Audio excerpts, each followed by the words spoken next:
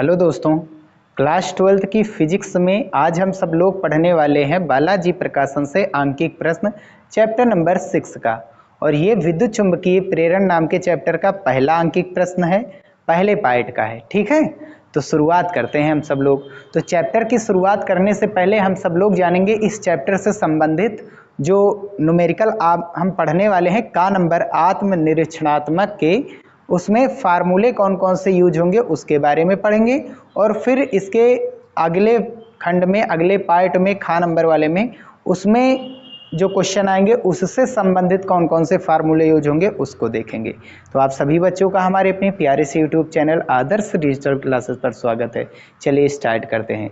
तो फार्मूला है विद्युत चुंबकीय प्रेरण चैप्टर का। शुरुआत करते हैं। पहला फार्मूला चुंबकीय फ्लक्स फाई बी से हम प्रदर्शित करते हैं, जो कि सदिश रूप में होता है बी सदिश डॉट ए सदिश, चुंबकीय क्षेत्र और क्षेत्रफल सदिश का बिंदु गुणन, जो कि होता है बी ए कास थीटा। थीटा क्या है? बी सदिश और ए सदिश के मध्य बना कोण। अब प्रेरित विद्युत वाहक बल का परिमाण क्या होता है? तो चुंबकीय फ्लक्स में परिवर्तन की दर को बताया गया था विद्युत चुंबकीय प्रेरण के फैराडे नियम का द्वितीय जो रूप है, गणितीय रूप, वो delta phi b upon delta t के बराबर होता है। ये मॉड वैल्यू है, ये याद रखिए। कौन सी वैल्यू है? मॉड वैल्यू है। तो ये delta phi b upon delta t, minus का चिन्ह हमने यहाँ पर नहीं लिया। अगर यहाँ मॉड वैल्यू हम न लेते तो आगे माइनस का चिन्ह हम प्रदर्शित करते। माइनस का चिन्ह केवल विरोध प्रकट करता है, उसको दर्शाता है। तो ये क्या होता है? डेल्टा का मतलब phi two minus phi one अंतर होता है, और अपान में डेल्टा टी का मतलब होता है t two minus t one, और टी टू को हमने टी मान लिया, टी वन क्योंकि शुरुआत में जो समय हमने स्टार्ट किया वो जीरो मान करके स्टार्ट किया। E इक्वल्स टू, ये लिमिट रूप है, ये अवकलन रूप है, माइनस का n d d t of phi b. जब हमें एन का मान फेरों की संख्या दी जाएगी तो इसके लिए हम ये फार्मूला अवकलन रूप का यूज करेंगे। ठीक है, अगर यहाँ पर बात की जाएगी मॉडुलस वैल्यू की तो ये माइनस का चिन्ह हम हटा देंगे बस। प्रेरित धारा की दिशा क्या होती है? माइनस का चिन्ह, यही लेंज का नियम प्रदर्शित करता है। प्रेरित धारा क्या होती है? E upon R. ई क्या है? प्रेरित विद्युत वाहक बल, यही हमारा ई, चाहे वो वाला फार्मूला लो चाहे ये वाला। अपान आर क्या होता है? आर होता है प्रतिरोध। ठीक है, कुंडली का प्रतिरोध। प्रेरित आवेश क्या होता है? Q equals to phi one minus phi two upon t के इक्वल होता है। ये प्रेरित आवेश एक नई चीज है, फार्मूले में अगर हमने लिख दिया, अगर कहीं क्वेश्चन आएगा तो देख लेते हैं उसमें। तो आगे 6 नंबर, जब कोई चालक किसी एक समान चुंबकीय क्षेत्र में गति करता है, या किसी चालक को हम स्थिर रख करके चुंबकीय क्षेत्र को परिवर्तित करेंगे, तो उसका सिरों पर विद्युत वाहक बल उत्पन्न होता है माइनस का BVL। ठीक, ये माइनस का चिन्ह हमने बताया था, ये लेंज के नियम के कारण आया है। बाकी मॉडुलस वैल्यू में माइनस का चिन्ह नहीं लेंगे।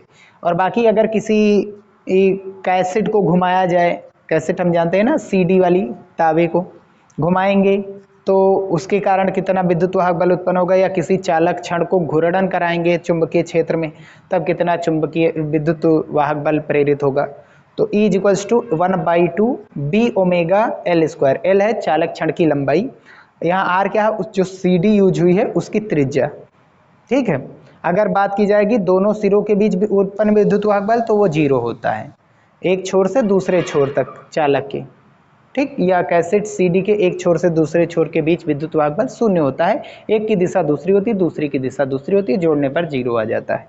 तो ये केवल परिधि से और केंद्र के बीच का जो है, जो R त्रिज्या के लिए है विद्युत वाहक बल, या L लंबाई के लिए है विद्युत वाहक बल। तो इतने फार्मूले यूज होंगे का नंबर वाले में। और का नंबर है क्या कि विद्युत फ्लक्स, प्रेरित विद्युत वाहक बल और प्रेरित धारा व प्रेरित आवेश पर आधारित प्रश्न है। पहला क्वेश्चन क्या कह रहा है कि किसी कुंडली से बद्ध चुंबकीय फ्लक्स 0.1 सेकंड में 10 वेबर से 1 वेबर कर दिया जाता है। कुंडली में प्रेरित विद्युत वाहक बल का मान ज्ञात कीजिए।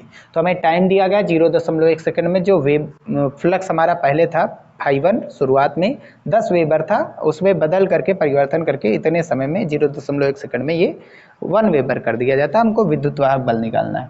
तो E इक्वल्स टू फार्मूला क्या पढ़ा गया है? अगर देखिए फ्लक्स घट रहा है, देखिए फ्लक्स 10 से क्या हो रहा है? 1 बच रहा है। अगर फ्लक्स घट रहा है तो फिर हम माइनस वाला साइन यूज करेंगे। क्या होता है? माइनस का phi two minus phi one upon T.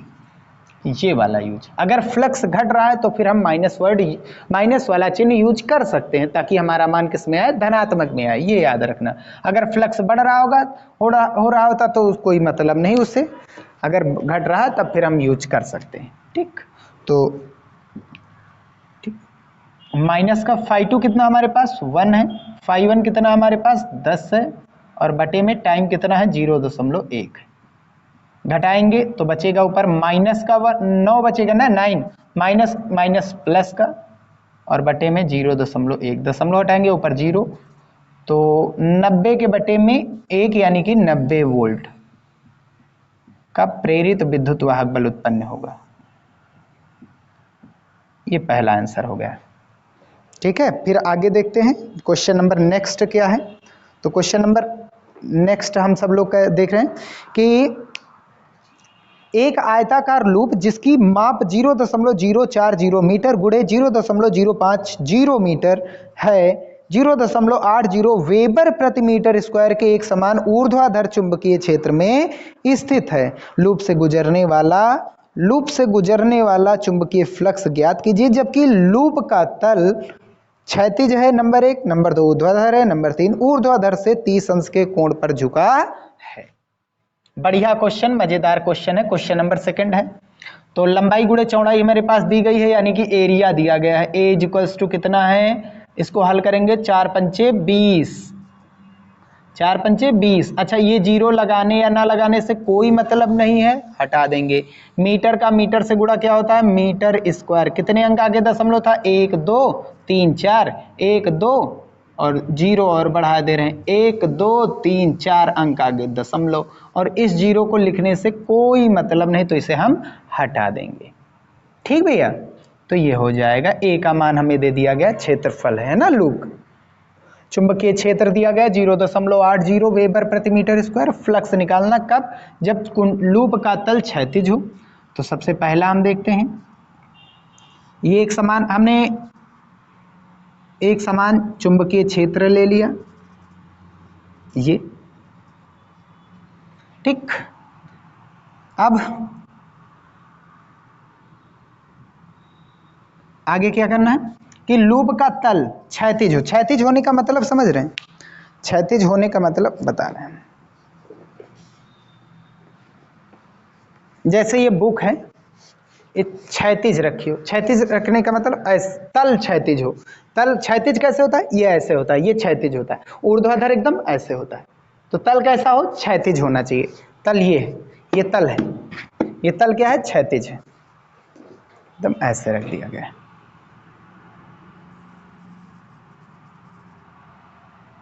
तो ये लूप है आयताकार, इसका एरिया कितना है, ए है। क्षेत्रफल सदिश किधर आएगा, इधर ही आएगा।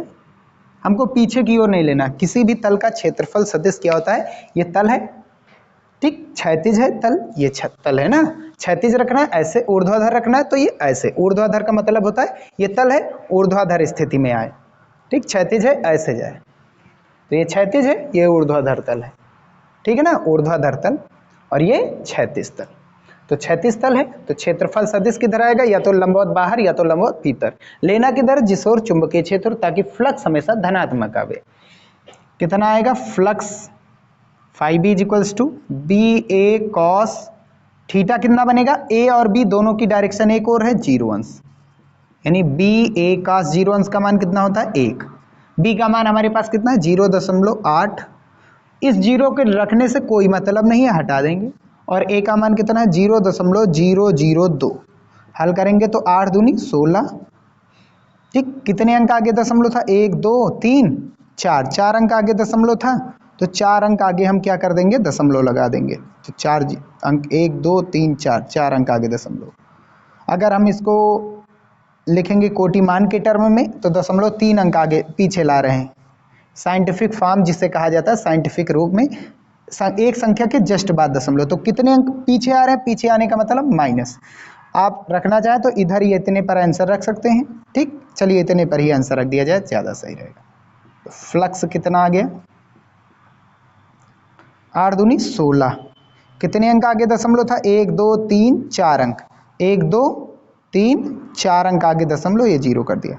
फ्लक्स का मात्रक क्या होता है, वेबर होता है, ये पहला हो गया आंसर। सेकंड देखते हैं, तल कैसा हो, ऊर्ध्वाधर हो। तो एक समान चुंबकीय क्षेत्र, इसको हटा देते हैं ना समझने के लिए। एक समान चुंबकीय क्षेत्र ये हो गया भैया।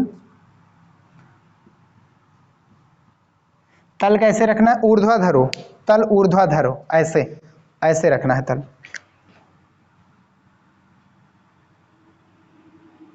ये हो गया, एक लूप है, एरिया ए है, एरिया वेक्टर किधर होगा, लंबवत।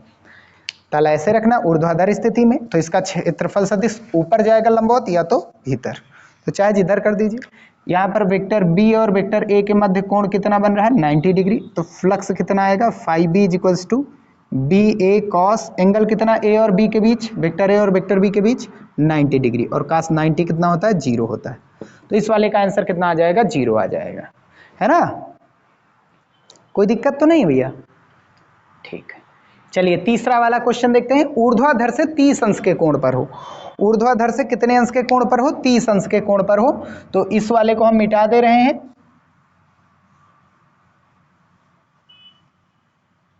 ठीक है। तीसरा वाला, ये चुंबकीय क्षेत्र की डायरेक्शन हमने दिखा दी है, चुंबकीय क्षेत्र की दिशा को बता दिया गया है यहाँ, ठीक। और लूप को इस बार हम ऐसे दिखा दें, ऊर्ध्वाधर से कितने अंश के कोण पर हो, 30 अंश के कोण पर हो। ये ऊर्ध्वाधर है और इससे कितने अंश के कोण पर है, 30 अंश के कोण पर, ऐसे। ये ऊर्ध्वाधर है, ये ऊर्ध्वाधर से कितने अंश के कोण पर है, 30 अंश के कोण पर। और ये ऊर्ध्वाधर का कोण है, हमको किसके बीच लेना है कोण, क्षेत्रफल सदिश और ए के बीच, क्षेत्रफल सदिश और बी के बीच। बी की तो डायरेक्शन इधर है, क्षेत्रफल सदिश की डायरेक्शन किस ओर जाएगी, ये ऐसे रखी गई है कुल मिलाकर के। ये ऊर्ध्वाधर स्थिति है, ये ऐसे रखी गई है। अब की बार ठीक है भैया, एरिया कोई दिक्कत तो नहीं। अब क्षेत्रफल सदिश के साथ इसकी दिशा क्या आ जाएगी, बी के साथ, बी के साथ ये वाला एंगल लेना है। बी से, ये बी ही दिखा दीजिए, यहीं पर बी दिखा दीजिए। बी से ये इसका ये क्षेत्रफल सदिश है, ये ऊर्ध्वाधर स्थिति है। ऊर्ध्वाधर के साथ वेक्टर ए की डायरेक्शन कितनी है, वेक्टर ए की डायरेक्शन ऊर्ध्वाधर के साथ, तो ये ऊर्ध्वाधर थी। ऊर्ध्वाधर के साथ वेक्टर ए की डायरेक्शन मतलब कोण कितना बन रहा है, 30 अंश का कोण।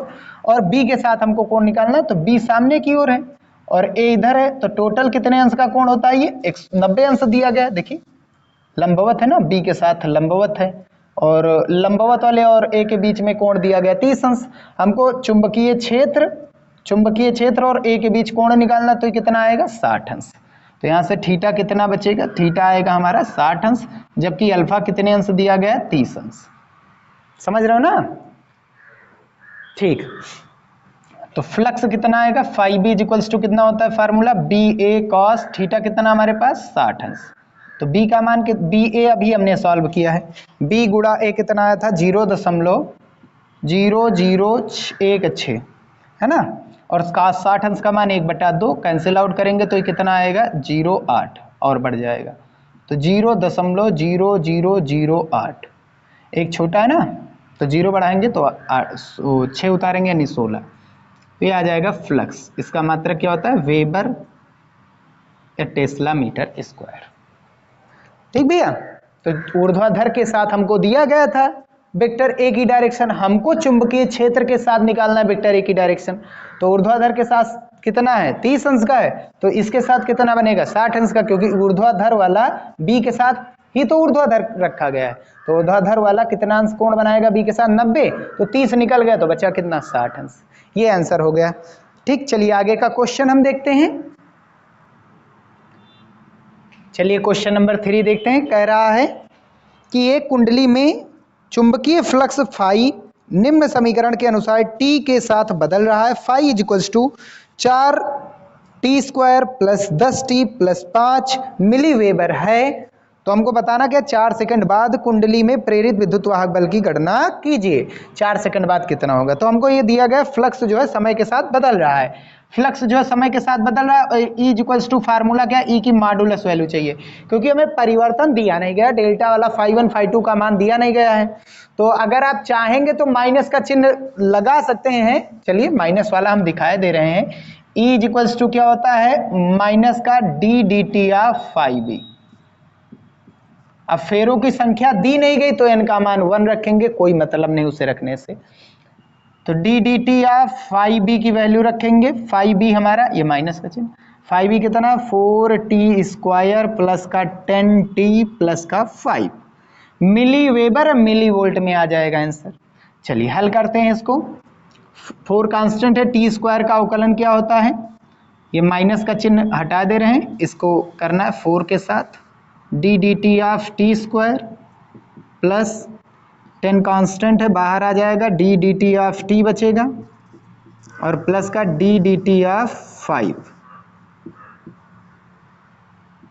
अब फार्मूला क्या होता है, x की पावर n एन एक्स की पावर n माइनस 1 होता है formula, D D x of x की पावर n का फार्मूला क्या होता है, एन एक्स की पावर n माइनस 1, ये फार्मूला होता है। जो भी n होता है उसको आगे लिखिए, घात जो भी हो उसे आगे लाइए, जैसे x स्क्वायर दे दिया जाए तो x स्क्वायर है 2 आगे आ जाएगा और फिर क्या होगा, 2 में से n से ही 1 घट जाएगा, यानी n का मान 2 है तो 2 से 1 घट जाएगा तो कितना बचेगा 1, यानी 1 लिखो चाहे घात में ना लिखो।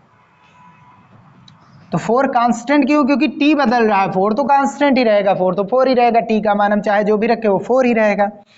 तो यहाँ पर 4 टी स्क्वायर का क्या होगा, टी स्क्वायर का जैसे एक्स स्क्वायर का 2x था वैसे टी स्क्वायर का क्या होगा 2t प्लस 10 इंटू टी का टी के रिस्पेक्ट में देखो, ऊपर dt नीचे dt ऐसे कैंसिल कर दो, या t की पावर 1 का 1 ही होता है, प्लस भाई t की पावर 1 यानी कि 1 बाहर आ जाएगा और इंटू में 1 आगे आ जाएगा, इंटू में 1 की पावर 1 माइनस 1 यानी कि 1 का t से गुणा t ही रहेगा और 1 माइनस 1 0, किसी की भी पावर 0 यानी 1। ठीक, ये 5 है, इसमें t है ही नहीं, तो फिर 5 में कोई बदलाव नहीं होगा, ये 0 हो जाएगा। ठीक, कांस्टेंट वाले का अवकलन 0 होता है। हल करेंगे तो 4 दूनी 8 और प्लस का 10 और आगे कितना है माइनस का। हमको e का मान चाहिए, कहाँ पर कब चाहिए, e का मान चाहिए t बराबर 4 सेकंड पर, 4 सेकंड पर। तो माइनस का 8 गुणे 4 और प्लस का 10, 8 चौक 32 10 42, माइनस का 42 मिली वोल्ट, वोल्ट होता है लेकिन फ्लक्स मिली में दिया गया था तो ये भी मिली में। अगर ई की मॉडुलस वैल्यू चाहिए 4 सेकंड बाद, मॉडुलस वैल्यू हमको चाहिए, दिशा नहीं चाहिए, तो ये माइनस का चिन्ह हट जाएगा, 42 मिली वोल्ट क्या हो जाएगा, इसका फाइनल आंसर हो जाएगा। ठीक भैया, तो 42 मिली वोल्ट का विद्युत वाहक बल उत्पन्न होगा, माइनस चिन्ह तो दिशा बताता है, उससे कोई मतलब नहीं है। तो चलिए क्वेश्चन नंबर 4 देखते हैं। कह रहा है कि किसी कुंडली के तल से गुजरने वाला चुंबकीय फ्लक्स, ये कुंडली का तल है, इससे चुंबकीय फ्लक्स यानी चुंबकीय बल रेखाओं की संख्या जो गुजर रही है उसको दिखाया गया है निम्न समीकरण से, समय के साथ जो बदल रहा है, और ये इक्वेशन उसकी दी गई है कि 5v = 5t³ + 4t² - 2t + 5। t बराबर 2 सेकंड पर कुंडली में प्रेरित धारा का मान ज्ञात कीजिए जबकि कुंडली का प्रतिरोध 10 ओम है। हमको प्रेरित धारा का मान निकालना है, आई निकालना है 2 सेकंड बाद, आई कितनी उसमें होगी, धारा कितनी प्रवाहित होगी, आर दिया गया 10 ओम। प्रेरित धारा का फार्मूला होता है आई = E/R, हमको ई निकालना होगा, तब आर हमें दिया गया, फार्मूला निकाल करके हम आई निकाल सकते हैं। तो ई किससे निकलेगा, ई निकलेगा फार्मूले से, डेरिवेटिव वाला दिया गया फॉर्म, ये इक्वेशन जब दी जाएगी तो अवकलन करेंगे।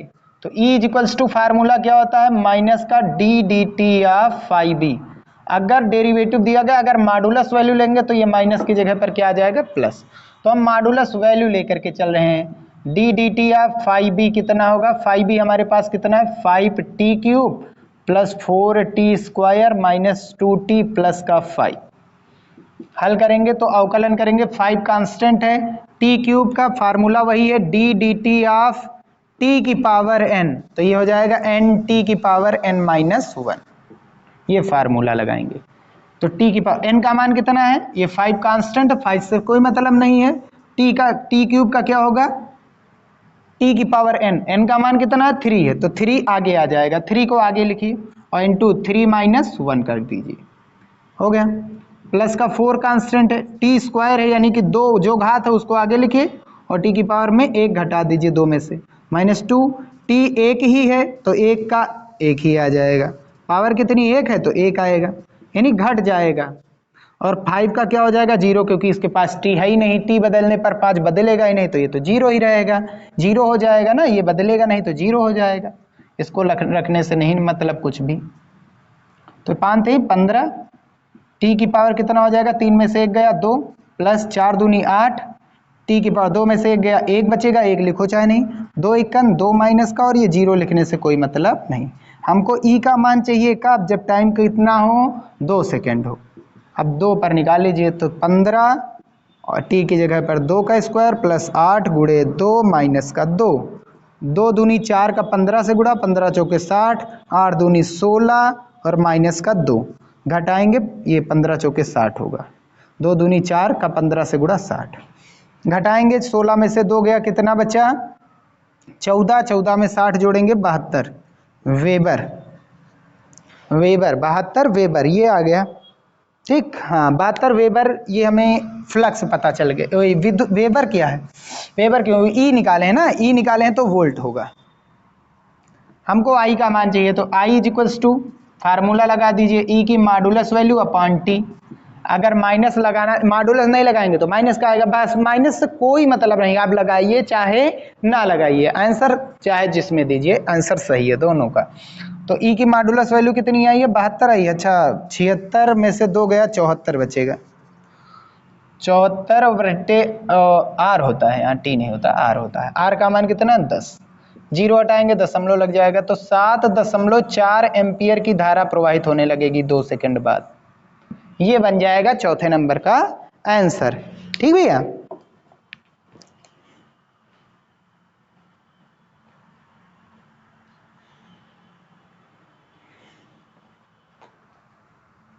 तो क्वेश्चन नंबर 4 तक हमने पहले लेक्चर में कंप्लीट कर लिया है अंकित प्रश्न को फार्मूले के साथ में। क्वेश्चन नंबर 5 जो है हम आगे के वीडियो में पढ़ने वाले हैं। यहीं पर ये वीडियो समाप्त होता है। वीडियो पसंद आया हो तो उसे लाइक कीजिएगा, चैनल में नया हो सब्सक्राइब कीजिएगा। मिलते हैं नेक्स्ट वीडियो में, ठीक है।